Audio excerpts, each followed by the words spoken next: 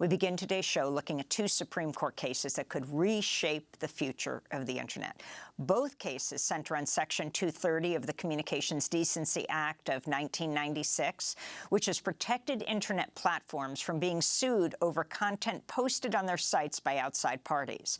Backers of Section 230 say the law has helped foster free speech online.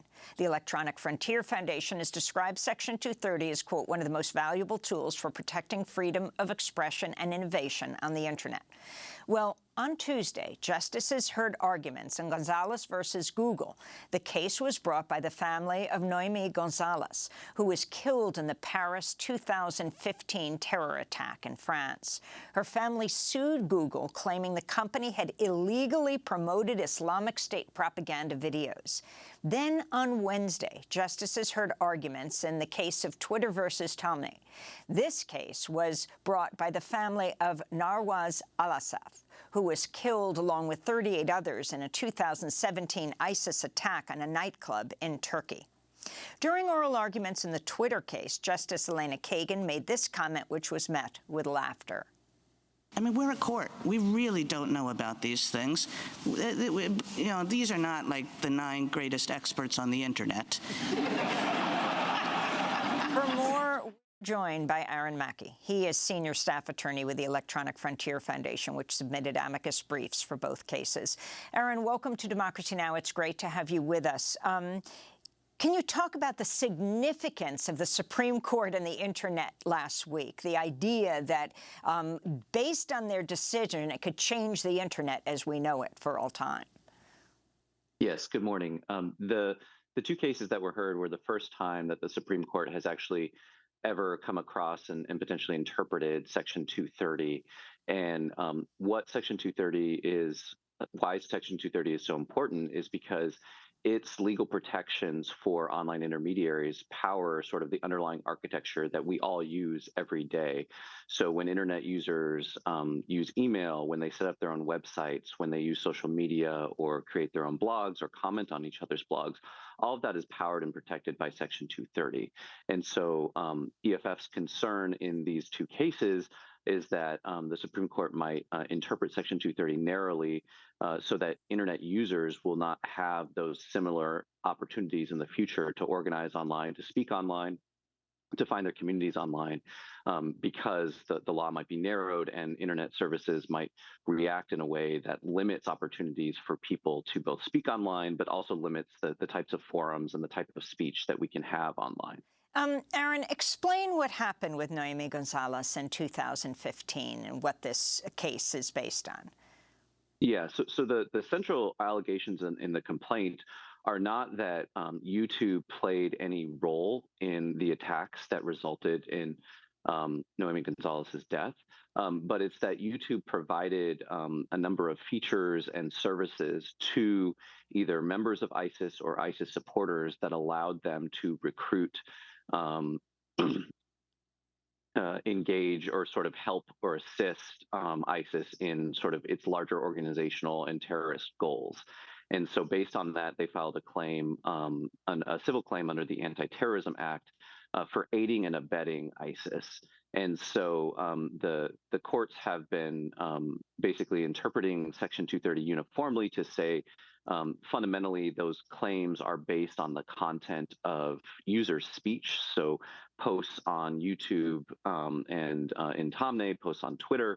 And so therefore the courts have held that Section 230 applies and sort of bars those claims. And so that is the sort of underlying claim. And so really, I think what the Supreme Court, what you heard last week was them struggling with where do you draw the line to sort of impose liability on YouTube or Twitter or any sort of online service when these claims are sort of very attenuated from the harm that has occurred in these cases. And our concern is that if you put the sort of liability on those platforms for such sort of attenuated roles in the claims here, you're really going to deter them from hosting any speech that even remotely deals with this. And this will likely fall on a number of organizations and individuals. It'll fall on reporters. It'll fall on people who are trying to seek access and document atrocities across the globe. And so that's what we're concerned about. So when the Supreme Court justices were speaking, they used hypotheticals like pager companies, public payphones to try to deliberate on these cases. Can you talk about their ability to understand and regulate the internet? Yeah, I mean, I think what they were struggling with there was trying to really sort of find an analogy that works in terms of the relationship that an online service has with, say, millions of hundreds of millions of users, right? In the case of Twitter and billions of users in the case of YouTube. And so they were using analogies like cell phone companies or beeper companies to try to sort of get at, what liability should exist or should have existed for those types of companies when they're providing like a communication service that's generally open to anyone. And then someone takes that service, uses that service in a way that is harmful or could be civil, could create culpability either under criminal law or civil liability. And so what do you do to sort of deter, or what should the law do to sort of deter, the service from extending their services to those types of individuals? And I think what they struggled with is, where do we place that liability without actually undermining sort of the entire purpose of Section 230, or generally the people's these platforms' First Amendment rights and users' First Amendment rights to sort of make these platforms and use these platforms to speak online. And so what direction do you think the justices were going in based on their questioning, and how concerned are you?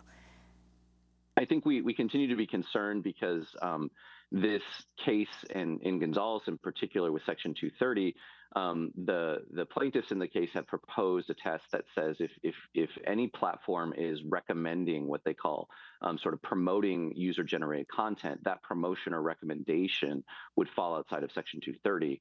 And so the potential danger there is that platforms organize all of our content in a variety of ways, whether it's organizing it by letting users vote things up and down, as in the case of Reddit, or in allowing sort of recommended videos of we saw you watch this on YouTube, we think you might like this next. And so the danger there is that are sort of twofold. The first is that the platform's not going to host certain types of information because it's not going to want to be accused later of recommending that content. And then the other danger is that the platforms are not going to organize content in ways that we've grown accustomed to. And what the plaintiffs have proposed is to basically make all these services like a search engine where we as the users have to go in and find things. And I think that makes it very difficult for us to easily access material we want, but I think it also makes it really difficult for individual creators and speakers to find the audiences that they desire. Aaron, before you go, I wanted to ask you about a lawsuit against San Bernardino's Superior Court seeking transparency of search warrants used by law enforcement to gain data from cell phones in criminal investigations. This involves cell site simulators. Can you explain what's at stake? And so often, especially in the case of reproductive rights, we see that one case in one local area can determine law ultimately in the United States.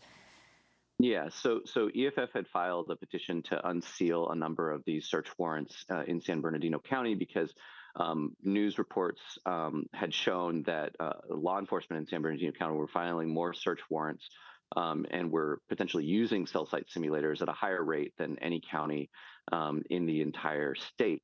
And so a cell site simulator operates by mimicking a cell phone tower and pretends to be one, and so that everyone in an area near a cell site simulator, their phone connects to it, and they sort of vary in their functionality. But generally, our concerns are that everyone's they're like Stingray devices. Yeah, that was a brand name created by the Harris Corp, but there are a number of them. But we were concerned that everyone's sort of private information is sort of captured by these devices, and they create these sort of broad searches. So as you said, you could deploy one near a sensitive site like a health facility, and you have the potential to collect a variety of information about people who are totally unassociated with any sort of criminal activity or the particular investigation that the police are seeking authorization to deploy it. And so, our concerns with the deployment of these types of surveillance tools is that they're generally done in a broad fashion in ways that I think raise potential Fourth Amendment concerns for everyone who happens to be in the vicinity and is subject to the search, but is not sort of under any criminal And suspicion. has the information gained from people who are just randomly picked up, swept up in the search, been used in court against them? Yeah, I think that is a big question that we don't know. We know in a variety of other contexts that it is, that law enforcement often engages in what's known as parallel construction, where they obtain material in a variety of ways that might violate the Fourth Amendment, but then sort of paper over it by using sort of other documents and claiming about how they got this information. So, that is the concern, that once police have this information, they may misuse it and go after people for a variety of benign behavior or even protected First Amendment activity.